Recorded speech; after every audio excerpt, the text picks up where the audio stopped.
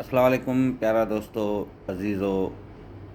मूंखे जेके बि मुंहिंजे चैनल ते मूंखे ॿुधनि पिया उन्हनि सभिनी जे लाइ ख़ुशख़बरी आहे त यूट्यूब ते तव्हां पंहिंजो हिकिड़ो चैनल ठाहियो। उन चैनल ते तव्हां पंहिंजी पर्सनल का बि वीडियो या तव्हांजे आसपास में थींदड़ के बि वाक़िया या को अहिड़ो मसइलो मसाइल जेको तव्हांजे कैमरा में महफ़ूज़ हुजे या महफ़ूज़ करे सघो, उहा वीडियो तव्हां यूट्यूब ते पंहिंजो चैनल ठाहे ऐं उन ते तव्हां रखो। उन ते तव्हांखे जेतिरा सब्सक्राइब व्यूज़ ऐं वॉच टाइम मिलंदो ओतिरा तव्हांजा अमरीकी डॉलर ठहंदा। ऐं उन खां पोइ जेका तव्हां यूट्यूब जेॾीमहिल तव्हां पंहिंजो चैनल ठाहींदो त उन ते तव्हां खां समूरियूं जेको आहे सो डिटेल वठंदा।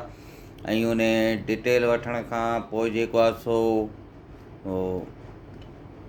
तव्हांजा जेको आहे सो व्यूज़ ऐं जेके वॉच टाइम आहे जेको रिक्वायर्ड आहे यूट्यूब वारनि जी, उहो तव्हांखे तव्हांजी जॾहिं कंप्लीट थी त तव्हांजे अकाउंट में पैसा अचणु शुरू थी वेंदा। ऐं हीअ वीडियो तक़रीबन जेके बि मुंहिंजा दोस्त अज़ीज़ मूंखे ॿुधनि था त पंहिंजो बेरोज़गार दोस्त जेके आहिनि उहे कोशिशि करे उहे ठाहिनि। थोरो टफ आहे, पर जेकर तव्हां मोबाइल इस्तेमालु कयो था, तव्हांजा फ्रेंड्स आहिनि, फ्रेंड्स जा फ्रेंड्स जेकर तव्हांजी हेल्प कंदा त तव्हांजो जेको आहे सो वॉच टाइम बि ठही वेंदो ऐं तव्हांजा व्यूअर्स बि ओतिरा थी वेंदा ऐं तव्हांजा लाइक्स बि जेके आहिनि कंप्लीट थी वेंदा। त थोरी जेको बि कमु आहे उहो कोशिशनि सां थींदो आहे। तव्हां पंहिंजी कोशिशि खे जेको आहे सो जारी रखो ऐं यूट्यूब ते तव्हां पंहिंजे नाले सां, पंहिंजे ओरिजिनल नाले सां तव्हां पंहिंजो चैनल ठाहियो ऐं चैनल ठाहे पंहिंजी पर्सनल का बि वीडियो ठाहे ऐं तव्हां उन ते अपलोड कयो।